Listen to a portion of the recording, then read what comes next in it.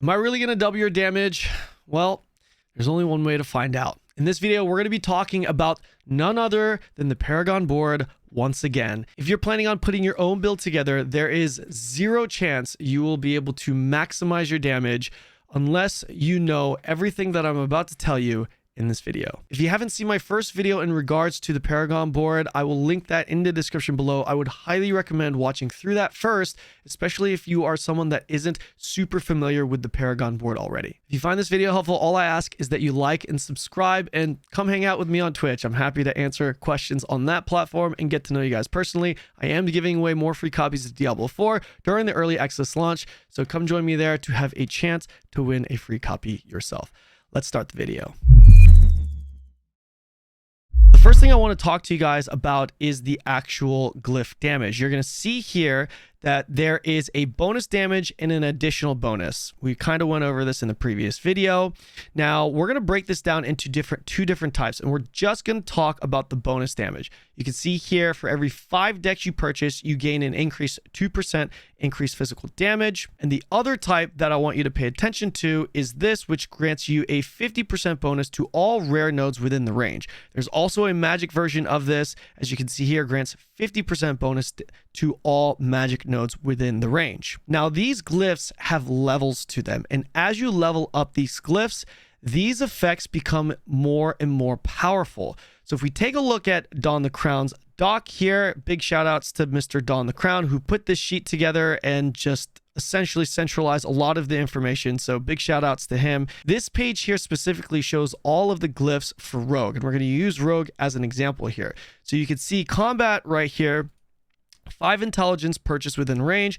It deals 4%, 4.8%, all the way to 19.2%, which is the max, which is this column right here. 19.2% increased damage for every 5 intelligence that you take. So you can kind of see how well this can scale as you level up the glyph. 19.2 can then be multiplied by a maximum of 9, assuming it is on the board that provides the maximum amount of stat points for this glyph, giving it a maximum value of 172.8% damage. Now the same thing goes for fluidity here, or the magic nodes or the rare nodes. Magic and rare pretty much work the same, just respectively to magic and rare. And at max level, this gives you a 240% increase.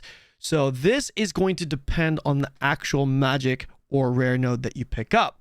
For example, if we are to take a look at this right here, 10% damage, this is a 50% increase to rare. It's 240 at max, so that would put this 10% damage modifier at around 34% for the first 10% damage. Now, based off of the way everything else scales, most of us believe that it also affects the bonus, which would be another 10%, giving it 20%, which would make this roughly like a, I think, 68% increase effect, and that would also apply to the actual intelligence as well, giving you an additional 34 stat points. So you can kind of see how these glyphs getting leveled up can really increase the amount of damage that you deal. This is going to be important to know because we're going to get back to this, and I'm going to show you how this all ties in with you doubling your damage essentially. Now, I know some of this isn't like brand new because we did mention it in the previous video, but you'll see why I'm giving you this reminder on how all of this stuff works. Okay, so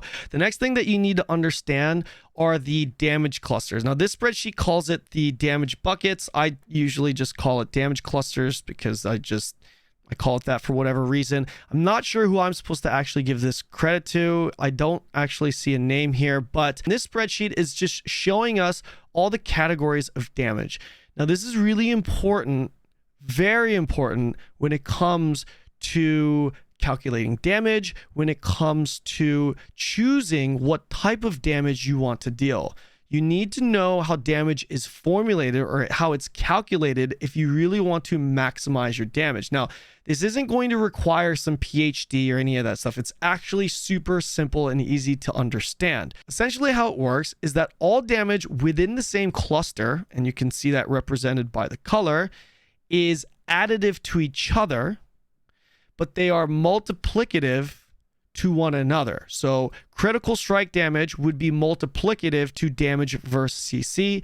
Damage versus CC would be additive to damage versus shield. So what does this all mean? Well, essentially, TLDR, if you didn't understand any of that, you want to spread your damage across all the clusters. You don't want to stack all of your damage into a single cluster. It will not scale very well. This is why vulnerable damage here is very valuable, because it's not additive to anything other than itself. It will be multiplied by everything else, versus core skill damage and cutthroat damage.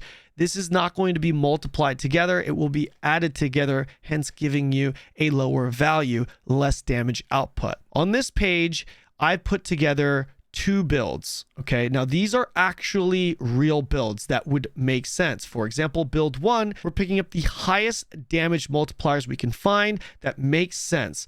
Twisting Blades Rogue, they take cutthroat damage, physical damage is good, you're not always imbued. You have critical damage, poison damage with a poison imbue, poison target damage, elite damage. This is all things that make sense. As you can see closer here, I was able to get 14 out of the 15 nodes.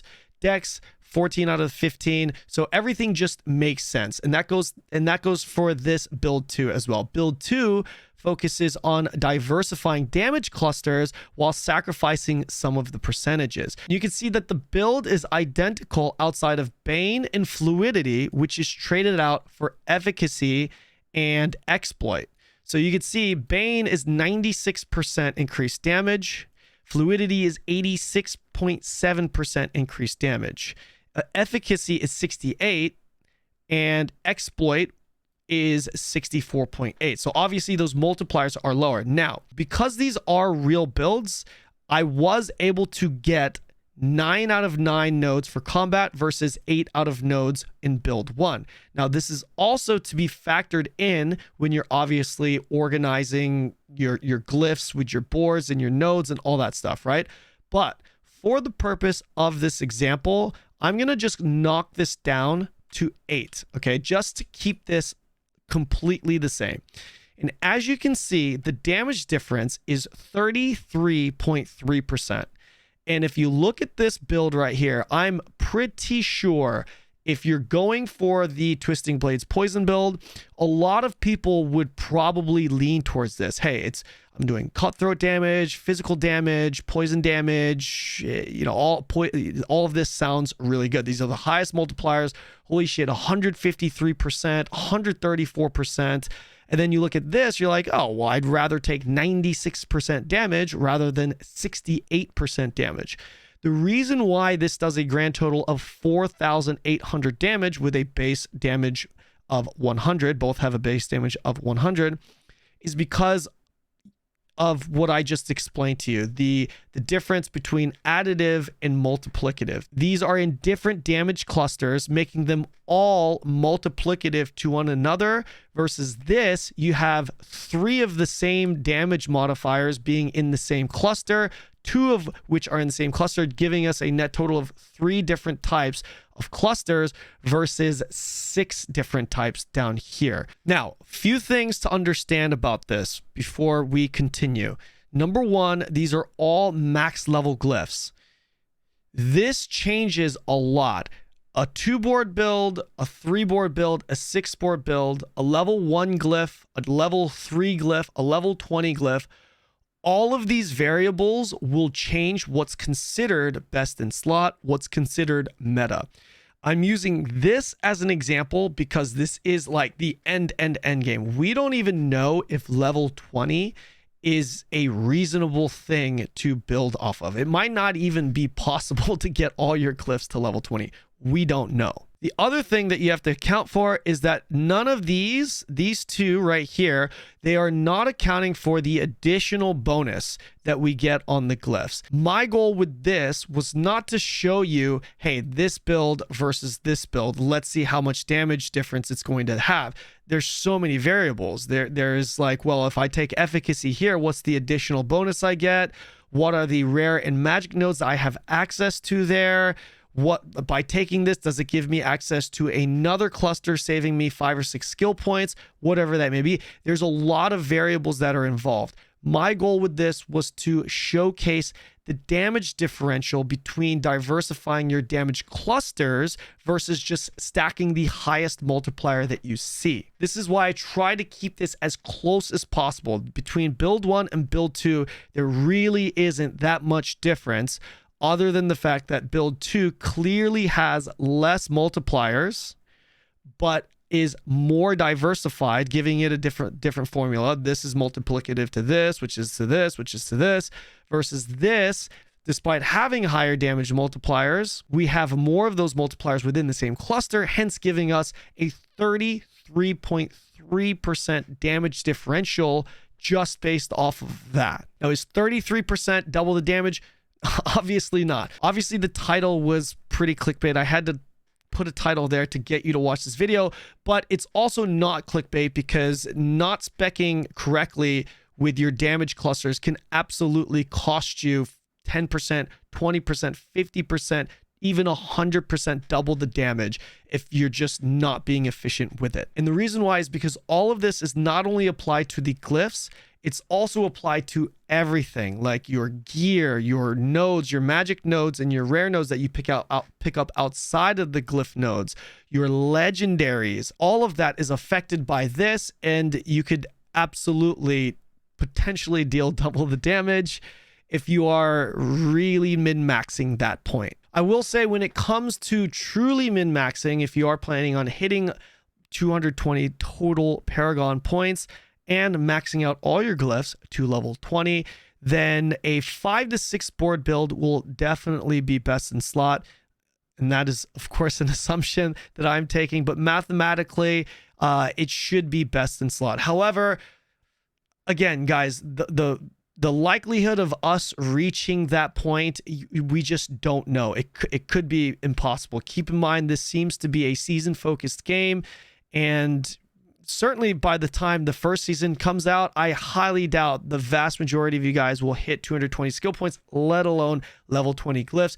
Meaning, if you're not hitting that max, you should definitely not be copying a level 20, 220 Paragon point build. You're going to want to focus more on maybe a 2-3 board build that includes 100 skill points, or Paragon points rather. And that's pretty much it. Let me know what you guys think about the whole Paragon board system now that we've got a couple of videos that I feel like pretty much covered all the bases here. Like and subscribe, of course, if you found it helpful. Don't forget to come hang out with me on Twitch, especially during the early access launch. I'm giving out free copies of Diablo 4, and maybe you will have a chance to win one. I'll see you in the next video.